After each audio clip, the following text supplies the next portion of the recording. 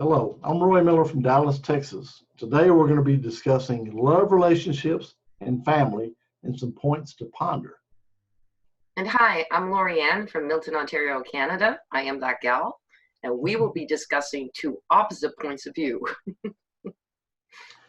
Yes, Lori and I are probably 180 degrees on this because I've been married. Actually, I married my high school sweetheart. We've been married 48 years. We had two kids, two sons, and each one of them have two sons. So I was fortunate. When I started dating my wife, I just knew she was the one for me.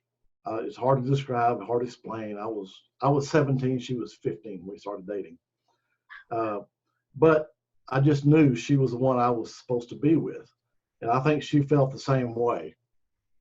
So, and we joke about it because I never really asked her to marry me. I asked permission from her dad. We always assumed we're going to get married. I mean, it was like, I did give her an engagement ring though, but so it's kind of funny. And at the time, all my friends were telling me I was crazy to get married, you're too young, you need to date more people, blah blah, But now those same friends tell me, boy, you sure are lucky. I wish I could have found somebody like Barbara. Man, oh gosh, And so well, I knew what I was doing. What can I tell you? But we have a good relationship, good marriage. We have two great sons, grandsons. So, my marriage is blessed. Honestly, I got a lot better than I probably deserved, to tell you the truth. So, So here's the thing, before I go on to mine. What really do you believe was the secret to that long-lasting relationship? Best friends, honesty, communication? Well, it's funny, we started dating, we became best friends. Okay. And, we were always upfront, always honest, truthful. I trust her to no end. She trusts me. I could tell you stories just how much she trusts me. But and communication, definitely. And once we had kids, we agreed that as far as the kids were concerned, we were a united front. If one of us told them something, the other one didn't like it, we never contradicted it. And night went to bed, we would discuss it. And it's funny because my oldest son, this has probably been less than 6 months ago, and he's 44. So he was talking about his wife and in-laws, and he said, Dad, I just don't remember, because him and his wife kind of got into a little confrontation in front of the kids. And he kept saying, let's wait, we'll talk about it later, but she wouldn't let go, He told me, he goes, I don't ever remember you and Mom disagreeing in front of us. And I said, well, I'm sure we probably did. I said, but most of the time, that stuff we talked about in our bedroom when y'all were in bed, And I said, I never really thought that much about it, But he said, I don't just remember you guys ever disagreeing, So I don't know, But, So here's possibly where I married my first love. But funny thing is, I saw him when I was celebrating my 18th birthday. We were at the Old Munich in Montreal, and I went back to my girlfriend. I said, I just met the man I'm going to marry. And I married him 7 years later. Wow. And I had 3 beautiful children with him, 2 boys and a girl. But where we disconnected is exactly why I went like this, is my parents have been married, and they're going to be hitting, oh my goodness, 62 this year, I think. Wow. And it was very much about, with the children, is very important that you have a united front, because the children see that disconnect. It's not healthy. Yeah. Communication, being a best friend. We were business partners. I found out as we were going along, a stronger business partnership than we were husband and wife. And I needed the attention. I didn't feel like I was getting it. Maybe he felt the same way, but we never communicated it properly. And eventually, after 10 years, things started to go downhill. And after 15 years, we didn't keep it together. However, no regrets.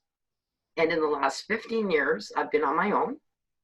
And I've learned that to love myself, to be grateful for everything I have. And those 15 years of our marriage, I wouldn't trade it for the world. So complete different. A little bit the same though, because I met he was my first love, so a little bit. Well, you know, I came from a very dysfunctional family. Okay, I was in a very abusive mentally and physically growing up. Oh. So, and my wife is just the opposite. Her family is wonderful. I mean, her parents are great. Just her whole side of her family is just totally opposite from mine. Okay, but one thing that I noticed when my wife's the middle child, she has an older sister and a younger brother. So her older sister Beverly went off to college. Then Barbara graduated. We got married, and her little brother was still in high school, but then he went off to college. And I saw in her parents, because they were very involved. In all the kids' activities and stuff. And I noticed that when we got married and John and Beverly were in college, her parents were kind of like, what do we do? I mean, they were lost for like 6 or 8 months. I mean, they just didn't know what to do. There was no game to go to. It just, and so we, seeing that, we always made sure that we kept our relationship together. It wasn't always focused on the kids. I mean, we did everything with them, but we still kept our relationship together. And I think that is something that probably helped, along those 48 years. Absolutely. Absolutely. So did you go on date nights? We don't call it that, but yeah. I know. But I don't know, I probably wasn't the best husband, but a funny story is where my wife worked for the government. And I've always been one to remember the anniversaries, birthdays, holidays, and, all that kind of stuff. So since we were dating, I've always given my wife flowers, cards, and all that stuff. I still do to this day. But anyway, so where she worked, I would always send her flowers on her birthday and Valentine's Day. They're about a week apart. So she's always telling me, she'll call me, hey, I got the flowers, really pretty, I like them, she called me. Well, so what I started doing after our 12th anniversary, up until then, I just send her a dozen, whatever. And then after that, I always send her 13, 14, 15. So 24th anniversary, I sent her 2 dozen flowers. On our 36th anniversary, I sent her 3 dozen flowers. And so I called her, or I had a message she had called. And so when I called her and said, hey, what's up? She goes, I'm down here, I'm choking, I'm dying. I said, what's the matter? She goes, these dang flowers. My God, you smell them 2 floors up. And so people were coming down from the other floors to go see these flowers. And so the women there, which I really found hard to believe, none of the women there except her ever got flowers. And I thought that was strange. But so when she retired, I went up there to her retirement party.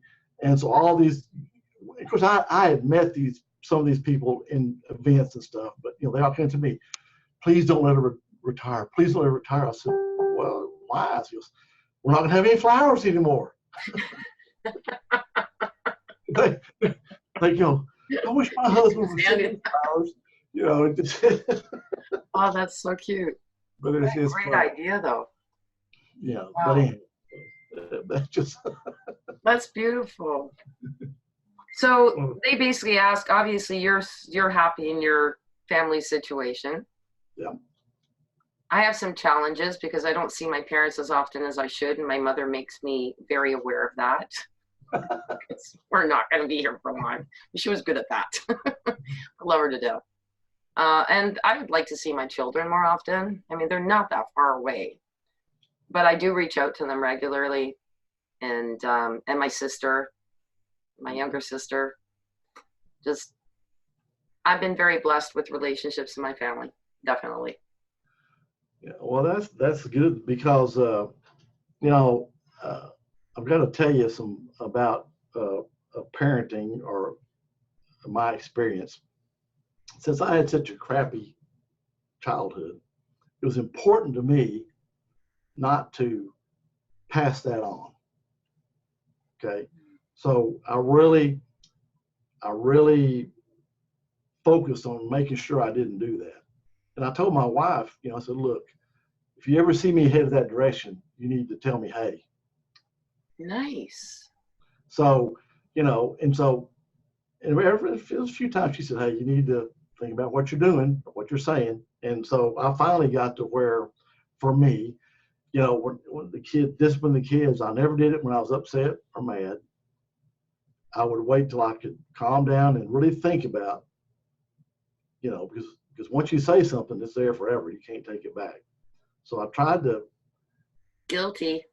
make sure that I didn't do anything in anger. I thought about it, and that helped me a lot. And then uh, when I had my company, my kids were in elementary school, and I worked 7 days a week, holidays, day and night. It didn't matter. Work, work, work, work. That was it. That's my focus. Work. You take care of the kids. I'm working. Well, one day my wife told me. She said, when you leave here, the kids are asleep. When you come home, the kids are asleep. And if you are home, which is rare, you're so tired you don't want to mess with them. She said, if you're not careful, they're going to grow up and not know who you are. And that really, really hit me hard, real hard. And so within about 6 months, I sold my part of the company. And I went to the lawyer's office on July 1st, signed all the papers. And so I came home, I told my kids, and they were, like I say, they were, not quite in junior high.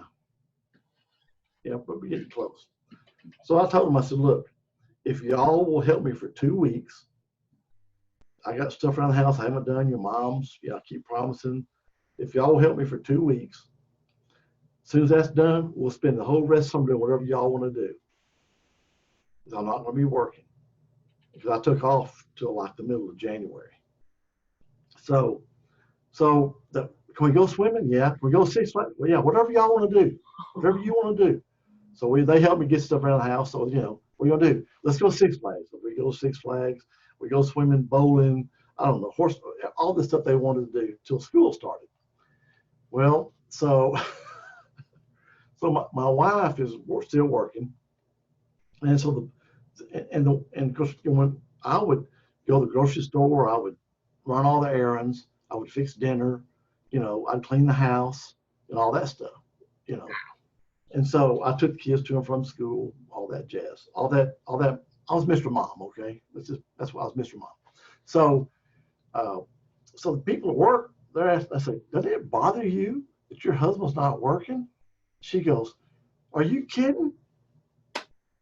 She said, I'm just like a man. I come home from work, dinner's on the table, house is clean, the laundry's done. I eat, go watch TV. He does the dishes. She says, it's great. Oh, that's amazing. But anyway, I had to go back to work in January. But it was it was a lot of fun, and I was able in that period of time to kind of really get my relationship back with my kids. Yeah. Yeah. And I would imagine too with your wife. Yeah. Well, yeah. Our relationship was always good. True. Yeah. So I don't know. I mean, in the long of the short of it, unlike you, I had a period where I was, unfortunately, when I did end up leaving my husband, um, I had a summer off, and it was the best summer I ever had. I spent every day, like, we went to the comic store, we went walk down here, we went everywhere. And it may have been just that one summer that I had all that time with them. It was the best summer of my life. And that kind of balanced out the pain of divorce. It's never fun. But now, then I went through a period, of course, they chose to be with their dad. Their dad he had the means to support them better, and, you know, every which way but loose, because he's got like the academics that their dad is very smart. But so I kind of missed their teenage years. That was kind of hard. But what I love is that we're all back together again. My youngest one actually did respond to me. It was his birthday yesterday. He turned 24, right? So he wrote back, he goes, "Mom, sorry." I'm going, okay. But I don't expect them, like my mother, I don't give them the guilt trip if they don't keep in touch with me. Because, Because I understand that life gets busy.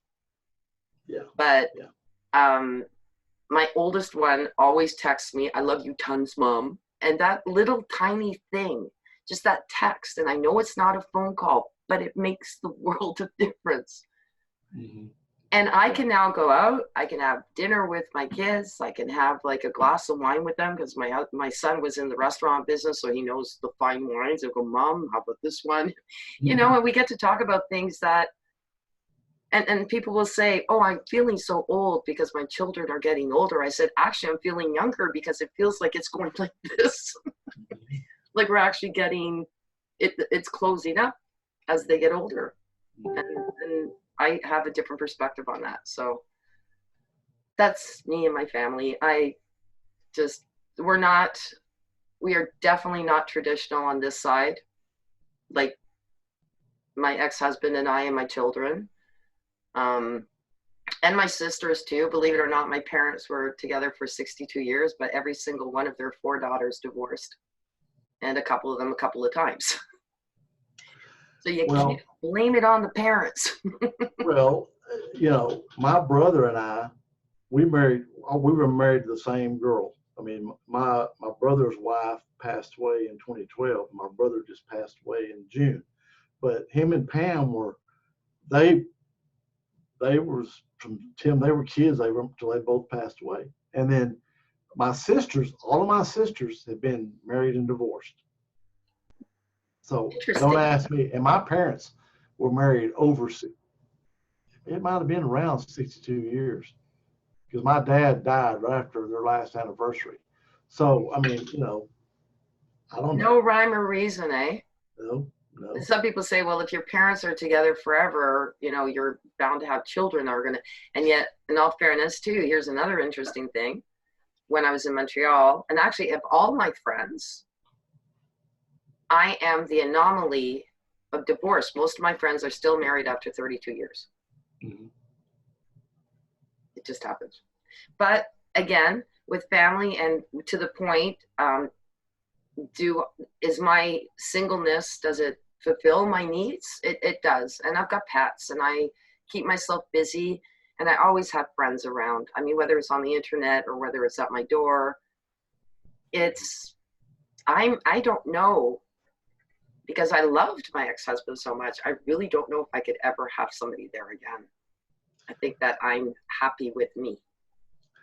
Well, I'm the same way. Of course, I'm old, but you know, if something were to happen to my wife, I wouldn't consider remarrying, because number one, nobody's going to be her. And I know how I am. I would always be thinking, Barbara wouldn't have done that. That's not what Barbara would have done. I mean, I know how I am. It wouldn't be fair to somebody else. I say this. Plus, I made a promise. And that vow, as much as not everything was kept, I just can't see myself at an altar making those vows again. And they say never, though. Roy, they say that, so I shouldn't. but I can't see, I made those vows to one person, and even if they fell apart, I just can't see myself doing it again. Well, and a lot of people, older especially, they get together for companionship. Yeah. And, but you don't have to be married for that. No. I agree. But and if you, of course, I haven't been single, so I don't know, but my thought is if you've been single for a long time, you're kind of in your own routine, you're used to doing things on your schedule and how you want to do them, and then having somebody say, well, let's don't do that, and it'd be kind of like, hey, buddy, back off. Sorry. Yeah. You can't tell me what to do now. Right, exactly. But you know what I'm saying. It's just you're used to it. I mean, Yeah. and for you, it works. Yeah. And I'm not saying that works for everybody. There's people that they just really like that companionship. Do I sometimes miss it? Absolutely. But it's not all consuming to me, and I really don't get lonely very often at all. I think maybe in the last 15 years, I've actually felt lonely 3 times. So. Well, if something happened to my wife, I would be devastated. I would be devastated, and I would be lost. I'll be honest with you, because my wife, she just, she's always taking good care of me and the kids. She's attached to your hip. Yeah. I mean, it's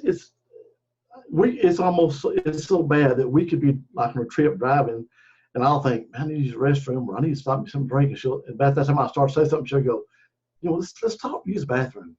Well, I'm just fixing to say that, I mean, it's the worst thing about being married this long is trying to figure out where you're going to go to dinner. Oh my God, that is so hard. Where do you want to go? I don't know. Where do you want to go? I don't know. Back and forth. And so, but or you'd be going along and say, hey, I was thinking about Mexican food tonight. That's exactly what I was going to suggest. But it's funny. That's so crazy. I see that with my parents too. My dad, he had 3 strokes in a year, and he has aphasia now, and he feels so bad. He feels that he's just let my mother down, but they're so connected. I don't know what's going to happen. Mm-hmm. Like you were saying, they don't know any, like they 62 years of lying in bed with somebody. They're there when you wake up. I mean, I had a hard time when I left my ex getting out of bed and going, he's not there anymore. That took years to get over. I think it's a little bit different too, because, he was still alive. Well, it's like a friend of mine, his wife, he passed away, and his wife, after it happened, she'd say, the worst thing is I'll come home and I want to say, oh, guess what? Guess who I talked to, whatever. And he's not there. Yeah. And that was hard to get used to, and when my brother's wife passed away, he just, because she took care of all the business stuff. I mean, he couldn't do anything. He didn't know about anything. And so he moved out of his house because he said he just couldn't stand to go in the house and Pam not be there. Yeah. He sold his house and moved somewhere else because he said there's a bit of a similarity there too, because my lawyers were telling me, fight for the house, don't move out. It's a maternal house, stay there. I'm sorry, Roy, I could not have done it. I could not have woken up in that room and him not be there. I couldn't do it. I needed to just have a fresh start, brand new, because there's a similarity. It's not the same, but there's a similarity in the morning between a divorce and a death. Yeah. But so we have a good, close relationship, and you've been together that long. It's just like me. If I came in and Barbara wasn't standing in the kitchen, she wasn't sitting in her chair reading, I would be like, I wouldn't know what to do. You know what I mean? Yeah. It's just the fact that I can be in here in the office, she's in there, but she's there. She's there. If I get up and go get some water, I'll go right by her. You know what I mean?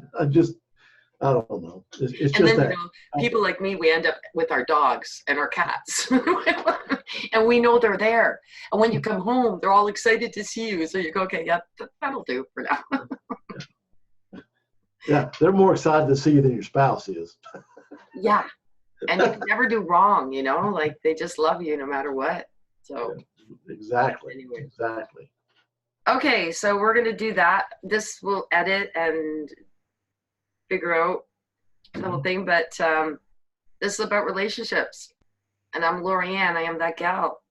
And I'm going to sign off. And I'm Roy Miller. Thanks for watching. We appreciate it. And hopefully this will help you. So, see ya.